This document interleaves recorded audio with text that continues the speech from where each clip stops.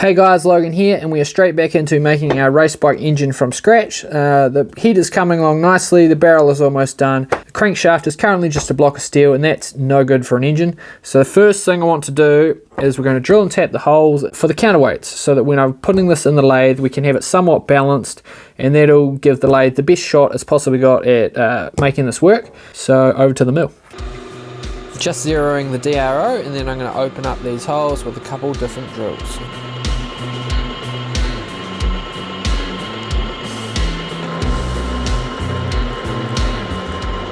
Handy tip from a viewer said when I'm using my live center, if I want two hands on the tap, you just chuck something heavy like this weight here, which is a lawnmower bounce shaft weight on there, and that gives me two hands free.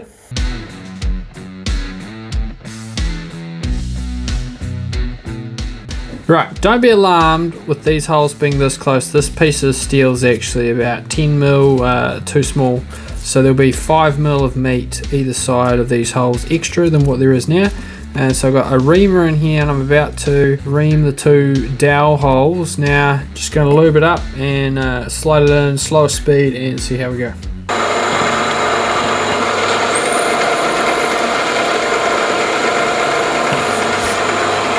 Wow, that was a piece of cake. There we have it. Those two have been reamed exactly to 8 mil. That's an 8 mil dowel. It's a nice snug fit, but not too tight, so that's good. This is where the con rod's going to go, so I need to remove 25 mil of meat this way, and then there's a bunch more roughing to do. And there we have it, pretty much done with all the machining on this side, these holes and the surface. That's all taken to spec.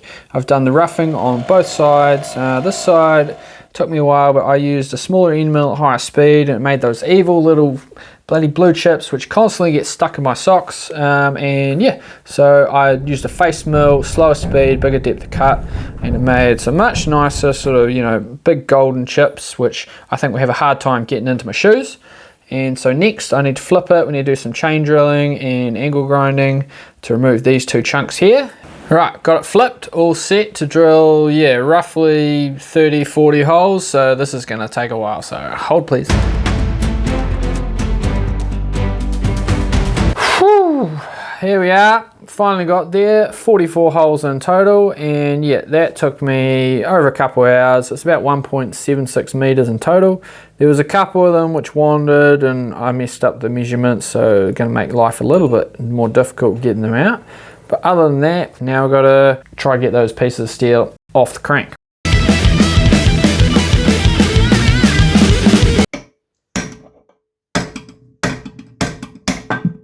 Whoa! Cool. Surely we can get the other side too.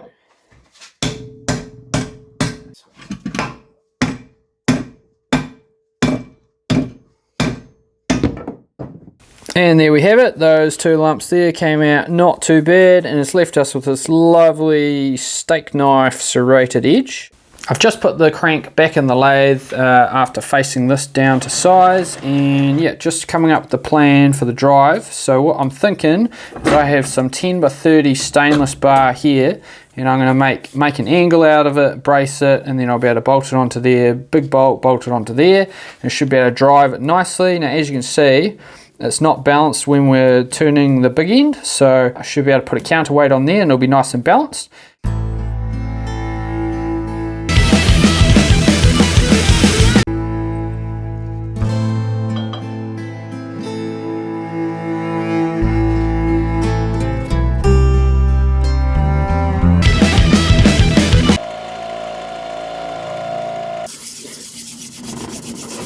Just clean this up on the surface plate. As you can see, they're relatively flat because they stick together pretty good, even though they feel magnetic, but it's literally just stainless with a bit of moisture.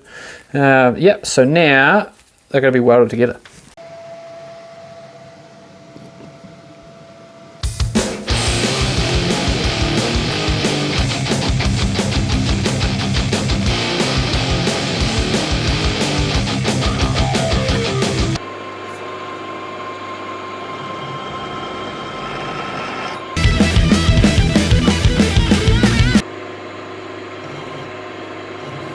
And there we have it. I'm super chuffed with this wee right angle bracket I've made. It was a little bit of a pain to try get it perfectly 90 degrees, but I got there in the end after remachining it, and a couple wee braces on either side. And yes, so that just goes on the lathe like so, and just bolts straight to the crank and straight to the faceplate. I do want to make a counterweight quickly that can go onto here, just so I can get it as balanced as I can. Because yeah, according to you guys, that's going to make my life a bit easier. So I definitely want to do that. And then this thing will be ready to spin up.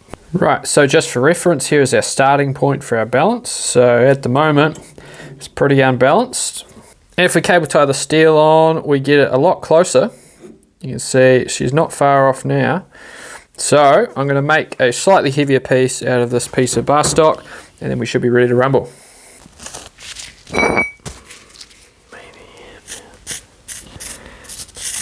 And there we go, I have the new counterweight taped to the crank, and this is pretty close. Most positions it doesn't seem to be moving, only there it rotates over, so it's probably a fly shit too heavy. So I will remove a tiny bit of material when I drill the hole for the mounting bolt. And there we have it. Doesn't look like much, but this is our counterweight. I put a nice wee groove in it, which helps it locate on the crank this way, because it's just another sort of an insurance policy. I've got the hole all the way through, countersunk, and then I have it counterbored. I used the boring head for that, and that was the only interesting process really on it whatsoever. And then yeah, so that bolts on there, and then everything spins nicely. Now the next thing I need to have a quick look at before we start machining is we need to see if we can balance it on the other centers. This might look like a terrible idea, but it's actually a brainwave. See, just hear me out.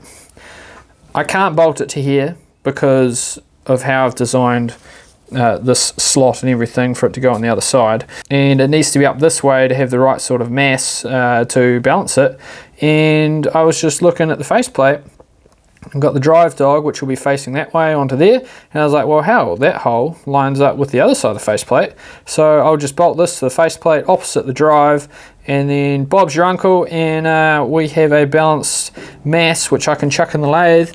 And here we are, finally everything bolted up, ready to go in the lathe. As you can see, I've added an extra mount here, just in case, because if this came loose, it would rotate around, smash the bedways to pieces, which I really do not want to do. And yeah, so everything is pretty good. I've got an tungsten carbide uncoated insert in it at the moment. I normally use these on aluminium, but we'll just have to see how they go. And if they're not very good, I've got these which have got a harder coating on them. Worst comes to worst, we'll be using high-speed steel. I've been told by a few of my engineering friends that because the lathe isn't massive, I may need to use high-speed steel because it's got a sharper cutting edge.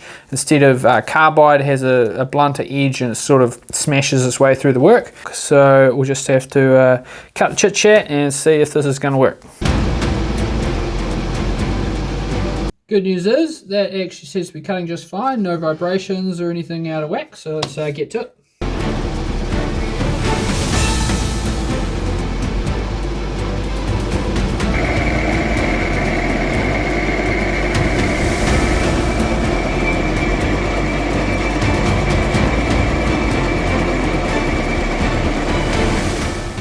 And there we are, made some good progress on the crankshaft today. Very happy with how it's going so far. It seemed to be cutting actually not too bad.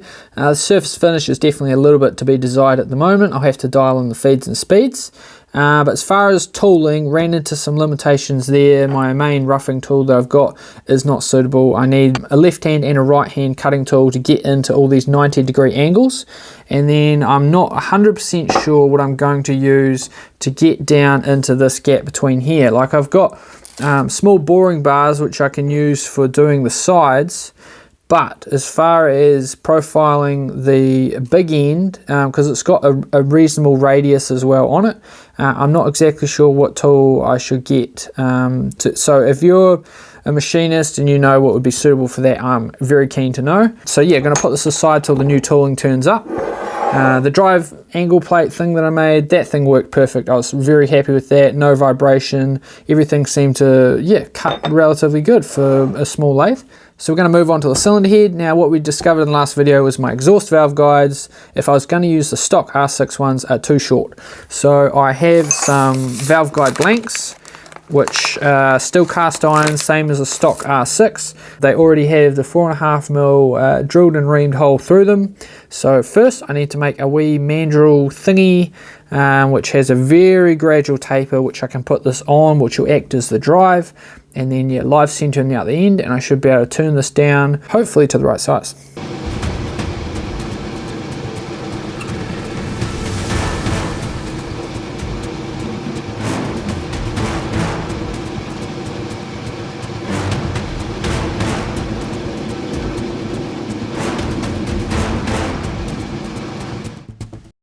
There we go, so we have the ever so slightest taper on there, and the valve guide just starts to snug up there. I'll just give it a very light tap with this. Now I should be able to spin this hopefully and turn the outside true to the inside bore.